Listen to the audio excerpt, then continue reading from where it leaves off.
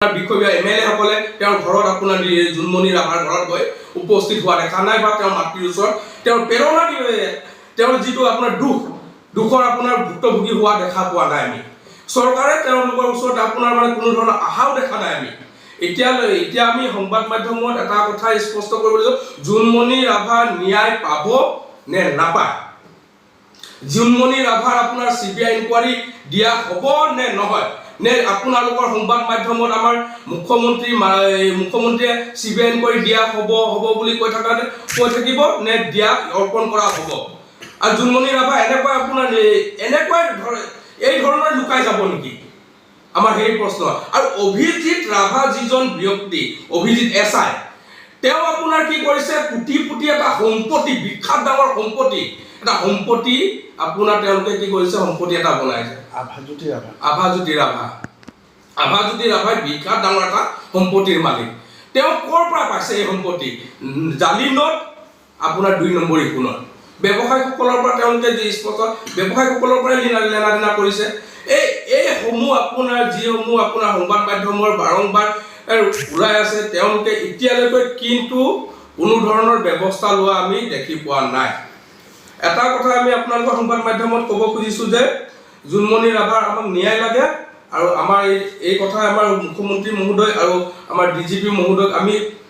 আহ্বান জনাইছো আৰু ইনকুৱাৰী আপোনাৰ খুব ভালদৰে হ'ব লাগে আৰু সিবিআই যি ধৰণৰ সিবিআইৰ লগত কৈ আছে সিবিআই ইমিডিয়েটলি সিবিআইৰ ওচৰত তদন্তৰ কাৰণে সংস্থাপন কৰিব লাগে আমাৰ এই দাবী দুৰ্নীতি বিৰোধী যুৱকসকল আজিলৈকে কিন্তু তেওঁ এই ছোৱালী আপোনাৰ জীয়ৰীজনী আপোনাৰ এতিয়ালৈকে ন্যায় পোৱাকৈ কোনো ধৰণৰ দেখি পোৱা নাই আৰু যি আপোনাৰ এছপি নগাঁও এছপি লীনা দলে আপোনাৰ অন্য এটা আপোনাৰ জিলাত গৈ তেওঁ এছপিতে এতিয়া এছপিয়ে হৈ আছে তেওঁৰ কোনো ধৰণৰ আপোনাৰ তদন্ত হোৱা দেখা নাই তেওঁ কোনো ধৰণৰ নিলম্বন কৰা আমি দেখা পোৱা নাই আৰু চিআইডিয়ে যি ধৰণৰ তদন্ত কৰিছে চিআইডিও তেওঁক আপোনাৰ কোনো ধৰণৰ জেৰা কৰা বা অন্য কিবা কৰা দেখি পোৱা নাই নিলম্বন হ'ব লাগিছিল আপোনাৰ লীনা দলে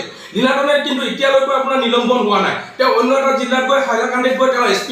এছপি সিটত বহি আছে ধুনীয়াকৈ তেওঁ গাড়ী লৈ বহি আছে আজি আমি প্ৰশ্ন সুধিছো আগত আপোনাৰ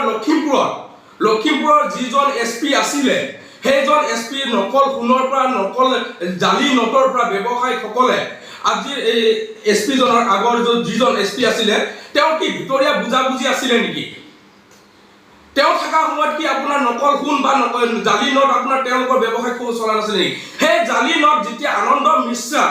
মিশ্ৰ ডাঙৰীয়াই যেতিয়া আপোনাৰ উপস্থিত আপোনাৰ চাৰ্জ লৈছে এছপি চাৰ্জ সেই সময়ত আপোনাৰ জালি নোটৰ পৰা নকল সোণৰ পৰা এই আপোনাৰ যিসমূহ মাফিয়া আছে তেওঁলোকে থানাই গৈ আপোনাৰ কি কৰিছে আত্মসমৰ্পণ কৰিছে কিন্তু আগৰ এছপি জন থকা অৱস্থাত তেওঁ কিন্তু কোনো ধৰণৰ আপোনাৰ আত্মসমৰ্পণ কোনো আপোনাৰ নকল সোণ আৰু জালি নোটৰ ব্যৱসায়ীসকলে কৰা নাই আত্মসমৰ্পণ তেওঁ কিয় ভিতৰ বুজাবুজি আছিলে নে আপোনাৰ মেনেজ চলি আছিলে আপোনাৰ ভাৰী আৰু এটা কথা স্পষ্ট আমি কৰিব খুজিছো যে মুখ্যমন্ত্ৰী মহোদয় আপোনাৰ সিবিআই তদন্ত দিয়াৰ কথা স্পষ্ট সংবাদ মাধ্যমত কৰি আছে কিন্তু এতিয়ালৈকে আমি সিবিআই ইনকুৱাৰী হোৱা দেখা পোৱা নাই আৰু সিবিআইক আপোনাৰ তদন্ত কৰাও আমি দেখি পোৱা নাই বিভিন্ন আপোনাৰ দল সংগঠনে সংবাদ মাধ্যমত আপোনাৰ প্ৰতিবাদ কাৰ্যসূচী লৈ আছে কিন্তু জুনমণি ৰাভাৰ আজি ডেটৰলৈকে কোনো ধৰণৰ আপোনাৰ যি ধৰণৰ দুৰ্ঘটনা হৈ তেওঁৰ মৃত্যু হ'ল এই আজিলৈকে মৃত্যুৰ আপোনাৰ ৰহস্যবাণী ঘটনাটো পোহৰলৈ অহা আমি দেখি পোৱা নাই এটো আপোনাৰ মানে আমাৰ প্ৰশ্ন যে ডিজিপি মহোদয় আৰু আমাৰ মুখ্যমন্ত্ৰী মহোদয়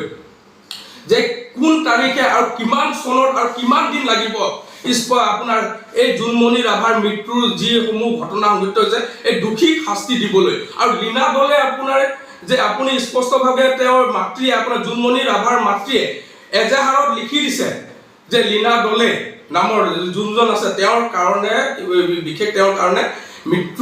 মোৰ ছোৱালীজনী মৃত্যু হ'বলগীয়া হ'ল কিন্তু লীনা দলে আপোনাৰ কি হ'ল হাইলাকান্দিত এছপি হৈ আছে তেওঁৰ কোনো ধৰণৰ নিলম্বন বা তেওঁৰ ইনকুৱাৰী হোৱা দেখা পোৱা নাই আৰু আপোনাৰ গৃহ বিভাগ এতিয়ালৈকে আপোনাৰ চৰকাৰী কোনো বিষয়